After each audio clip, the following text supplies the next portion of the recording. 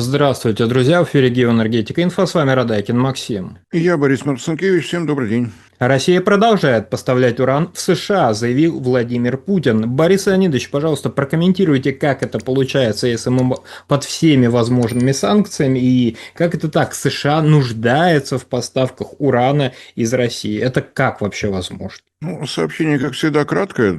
Я так понимаю, это идут комментарии по поводу одной из фраз во время выступления Владимира Владимировича Путина на Питерском международном экономическом форуме.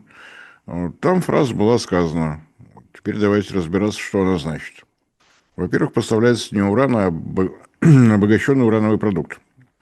Разница не в названиях, а она технологически очень разная, экономически очень разная. Напомню, этапы переработки урановой руды после ее извлечения из подземных кладовых.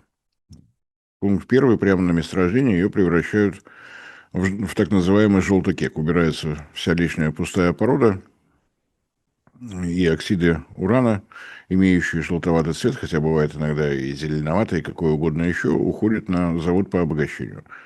Сначала идет химическая операция, оксид урана превращается в гексафторид, конверсия урана, так это называется. Это соединение удобно тем, что у него нет при нагреве жидкой фазы, то есть серый порошок сразу превращается в газ. Он отправляется в газовые центрифуги, это третий этап переработки. Здесь происходит обогащение по содержанию делящегося изотопа уран-235, после чего обратная реконверсия. Вот то, что на выходе, это обогащенный урановый продукт. Чтобы было понятно про экономику, 1 килограмм обогащенного уранового продукта – это в среднем 9,2 килограмма природного урана. Вот почувствуйте разницу в стоимости. И когда идет информация о том, что в прошлом году было поставлено 375 тонн, если бы это был действительно природный уран, это было бы вообще ни о чем. В данном случае вещь более чем серьезная. Теперь почему вопросы о том, как осуществляются поставки? В свое время еще молодой перспективный политик Джо Байден ввел запрет на импорт урана из России в Соединенные Штаты. Потом последовал симметричный ответ. Разрешено поставлять только в том случае, если получено отдельное разрешение от правительства России. Росатом это в одно лицо уже не выполняет, только тщательно согласованно. Тем не менее, в запрете, который опубликовал в качестве закона Джо Байден, лазейки есть. В том случае, если аналогичного продукта нет на рынке и его отсутствие угрожает национальной безопасности, тогда можно. Надо написать специальное заявление в Министерство энергетики Соединенных Штатов, получить разрешение и действовать по обычной схеме.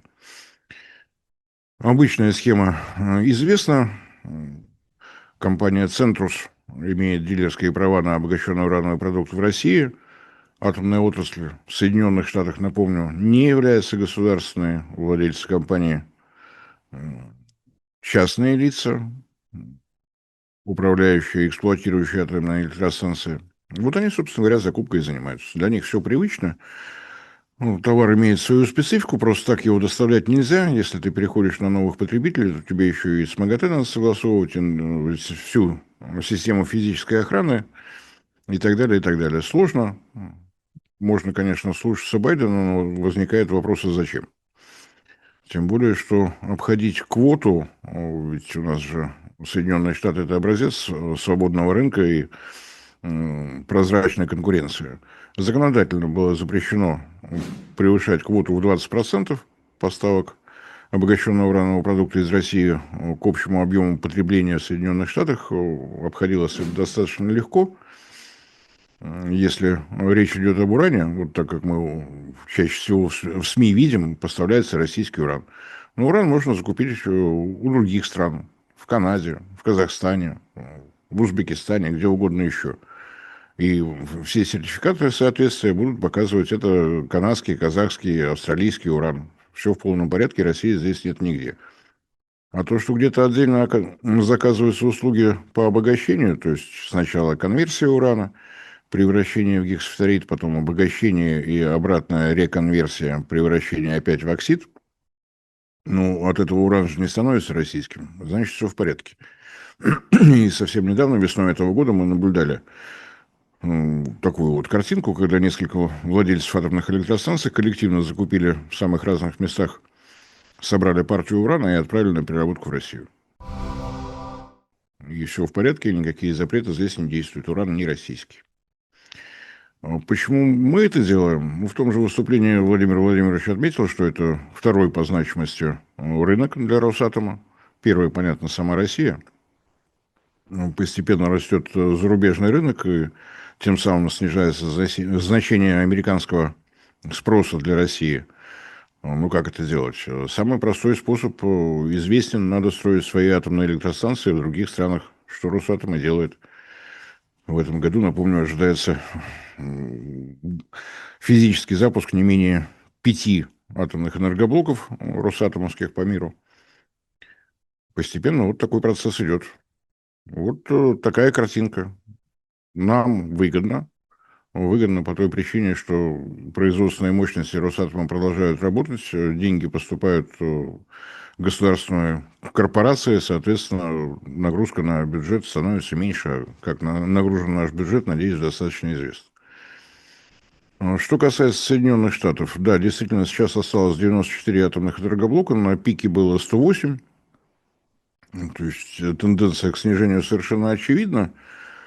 Если говорить о действиях Соединенных Штатов, нам кажется, что это просто вот такие импульсивные какие-то меры со стороны мистера Байдена. Но на самом деле, если внимательно к этому присмотреться, мы этого не делали, и я этого не делал. Я был уверен, что попытки овладения технологией обогащения урана на газовых центрифугах в Соединенных Штатах, их было 3 штуки, одна за другой. Все это закончилось ничем. Последние попытки были со стороны компании USEC, US Enrichment Company, закончилась тем, что она банкротировала и превратилась в компанию Centrus.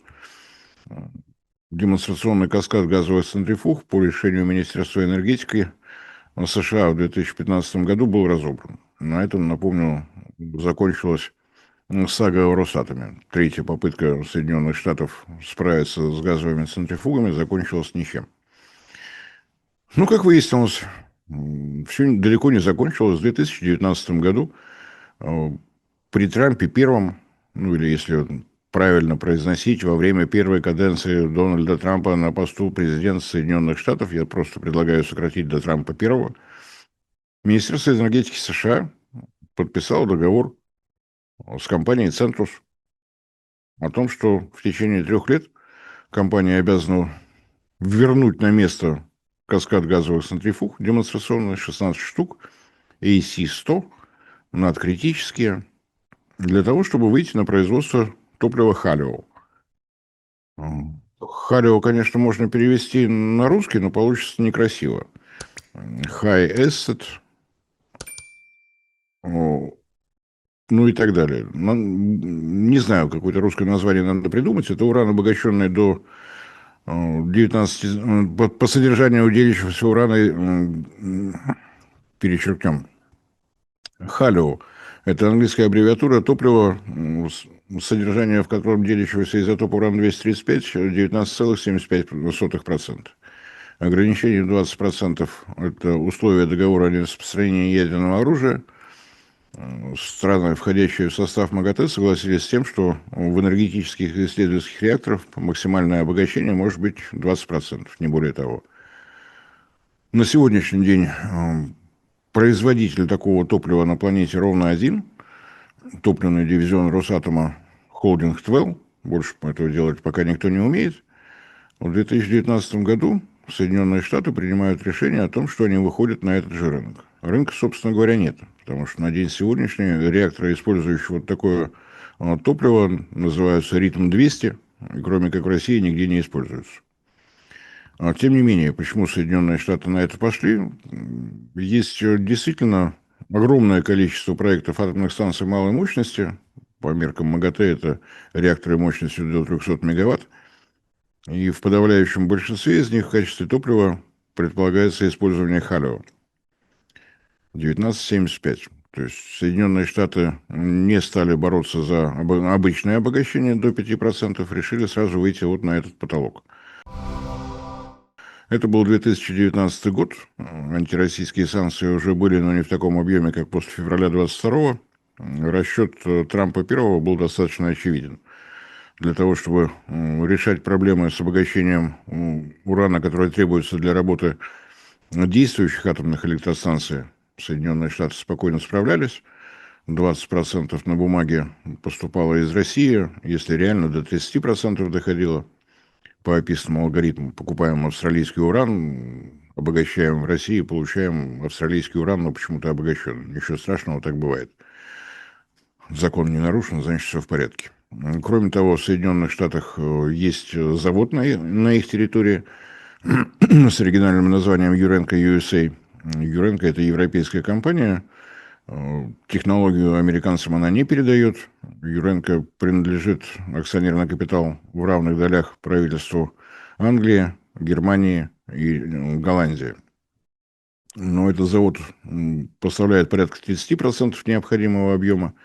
Порядка 30 можно было получать через Россию, остальное добирать в самых разных местах, но с этой проблемой можно справиться. Тем более, что если договориться с компанией Юренко и профинансировать, они построят новые каскады и с обогащением до 5% справляемся. Это был 2019 год. В январе 26-го при Трампе втором были выделены бюджетные деньги 5-6 января. Вот такая почему-то дата стоит на документе. Это распоряжение, опять же, Министерства энергетики Соединенных Штатов. Выделено 900 миллионов долларов компании «Центрус» на расширение действующего каскада. 900 миллионов долларов выдано компании General Motors. Это стартап, созданный в 2024 году. Тем не менее, вот такие деньги есть. И, что самое удивительное, Министерство энергетики считает, что вот эта компания будет работать на площадке в Падьюке. Это возвращение на круги своя. Газодиффузионный завод в Падьюке, который занимался обогащением урана на газодиффузионных технологиях, на так называемых сеточек, начал свою работу в 1943 году. То есть именно на этом предприятии выпускался весь оружейный уран. Там были созданы боезаряды, которые прогремели над Нагасаки и так далее, и так далее, и так далее. И это уже государственное финансирование, это очень удивительный шаг со стороны Соединенных Штатов, которые считали, что, ну, как вот распространенное мнение, рыночек все порешает, мы отдали все в частные руки, и частные руки могут действовать дальше. До чего довели частные руки, известно. Технологии обогащения собственной просто нет. Восстанавливать газодиффузионный завод бессмысленно. С того момента, как на мировой рынок вышла компания «Техснабэкспорт», газодиффузионная технология с экономической точки зрения просто нонсенс. Если бы Техснабэкспорт, ну, как бы объяснить попроще, себестоимость, которую получали на площадках в США, в Падьюке и в Пайктоне, была выше той цены, по которой Тенекс продавал. Он мог снижать еще раз в 5, потому что прибыль оставалась ровно 500%. Технологий нет. И государство США принимает решение выходить на этот рынок вот таким способом. Но я могу об этом рассказывать достаточно долго. Одновременно идет работа над созданием реакторов, которые требуют вот такого обогащения урана, и над заводом, который способен производить вот уран с таким обогащением. При этом говорить о том, что Соединенные Штаты могли бы покупать уран с обогащением 19,75% у России, тоже не получится. Дело в том, что есть еще одна компания, From Atom USA, франко-американская компания, которая получила государственное субсидирование на то, чтобы завершить все работы по производству металлического топлива с обогащением 19,75%. Такого топлива не производит никто и нигде. Это уникальная технология. Да, в свое время она была экспериментальной. Напомню, что впервые реактор на быстрых нейтронах с натриевым теплоносителем экспериментальный начал работу в Соединенных Штатах.